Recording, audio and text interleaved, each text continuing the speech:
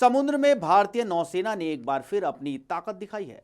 Somali के समुद्री डाकुओं के खिलाफ 40 घंटे तक चले ऑपरेशन के बाद भारतीय नौसेना को एक बड़ी सफलता हाथ लगी है। इस सफलता का पूरा श्रेय वॉरशिप आईएनएस कोलकाता को जाता है।